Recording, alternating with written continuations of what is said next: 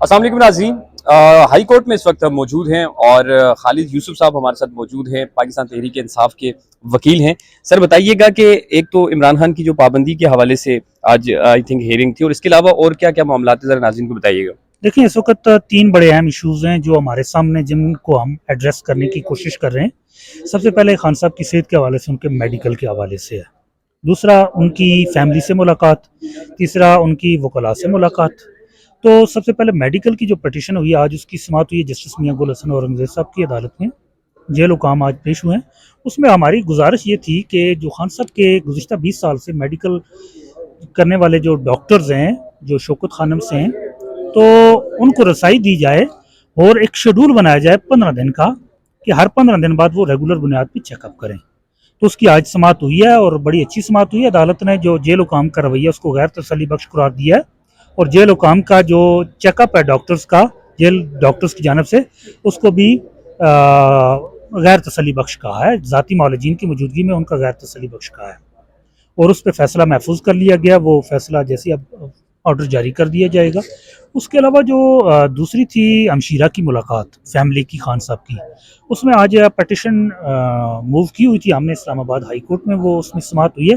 वो बेसिकली मुतफरक दरख्वास्त थी। मेन पटिशन हमारी 12 नवंबर के लिए थी, तो उस पर आज समाअत हुई है और उसमें कल के लिए मुकर्रर किया आमिर फारूक साहब ने और जेल हुकाम को और वजारत दाखिला को तलब कर लिया है। और कल उसके ऊपर उन्होंने आज रिमार्क्स देते हुए भी ऑब्जर्वेशन भी दिया कि कम से कम किसी की मुलाकात तो होनी चाहिए।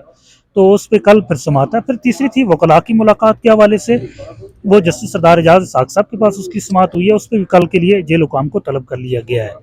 और ये बुनियादी तौर पर ये हर शहरी का हक है कि वकला तक एक्सेस जो है ना, वो बुनियादी आईनी हक है। उसके अलावा बुशरा बीबी साहबा की दरख्वास्त से ज़मानत की समाअत वो भी आ जाए और उसकी भी अभी हियरिंग होना है। तो उम्मीद है कि उनकी भी दरख्वास्त से ज़मानत हो जाएगी और उम्मीद है कि कोशिश हमारी यही है और हम भरपूर कोशिश करें कि जो खान साहब तक एक्सेस है उसको यकीनी बनाया जाए, चाहे वो फैमिली हो, चाहे वो डॉक्टर्स हो, चाहे वो वकला हो। अच्छा सर, कोशिश तो जारी है लेकिन कब तक एक्सपेक्ट कर रहे हैं कि इमरान खान से मुलाकात हो देखें जाएगी? देखें इन्होंने आइन के अंदर गैर गैर आइनी तरमीम करनी थी। उसके लिए इन्होंने वकला की, फैमिली की और किसी की भी सियासी लोगों की रसाई को नामुमकिन बनाया और खान साहब को आइसोलेशन के अंदर रखा और जो बुनियादी हकूक हैं उनसे महरूम रखा। और देख रहे हैं 25 तक तो काजी का टाइम है, तभी तक शायद पाबंदी इन्होंने रखी हुई है और 25 तारीख तक जेल हुकाम ने भी मजीद किसी भी मुलाकात पे पाबंदी आयद की हुई है। अच्छा खालिद भाई, ये भी बता दें कि जब भी इमरान खान से कोई उनकी पार्टी क़यादत की मुलाकात होती है या आप लोगों की वकला की मुलाकात होती है, सहाफ़ी अंदर जाते हैं तो अंदर से मुलाकात के बाद दो स्टेटमेंट बाहर आती हैं। कहीं पे कुछ टिकर चल रहे होते हैं, कहीं पे कुछ खबर चल रही होती है और कहीं पे कुछ खबर चल रही होती है। इसकी क्या हकीकत है, इसकी क्या वजह है? देखें, एक पार्टी पॉलिसी होती है, वो तो पार्टी के ऑफिशियल प्लेटफॉर्म से आपके पास आती है। बाकी जो जर्नलिस्ट वहाँ मौजूद होते हैं, वहाँ गुफ्तगू की जाती है, तो अमूमी तौर पे वही रिपोर्ट होती है। बाज़ ऊपर नीचे उनको सुनने में भी बाज़ इशू आ जाता है, क्योंकि वो काफ़ी दूर बैठे होते हैं। तो कोशिश करते हैं हम कि उसकी तस्हीह अक्सर फिर करते रहें साथ, क्योंकि साफ़ियों को जो बैठने की जगह दी गई वो काफ़ी पीछे है और बहुत ज़ोर से बोलना पड़ता है। तो वो बाज़ मिसकम्युनिकेट शायद बात हो जाए, जिसकी वजह से मिस रिपोर्ट हो जाती है, लेकिन उसको बाद में हम उसकी तस्हीह करते रहते हैं। अच्छा आखिर में मुझे ये बता दें कि आईनी तरमीम पास हो गई और पाकिस्तान तहरीक इंसाफ ने इसका बाइकआउट भी किया और अब वकला तहरीक की खबरें भी हमें सुनाई दे रही हैं, तो बतौर वकील क्या समझते हैं आप, किस तरफ जाएंगे? देखें, बतौर वकील 26वीं आइनी तरमीम को मैं आइन के अंदर एक गैर आइनी तरमीम समझता हूँ और ये तरमीम वापस होनी चाहिए। आइन को वापस बहाल होना चाहिए, अदलिया की आज़ादी बहाल होनी चाहिए।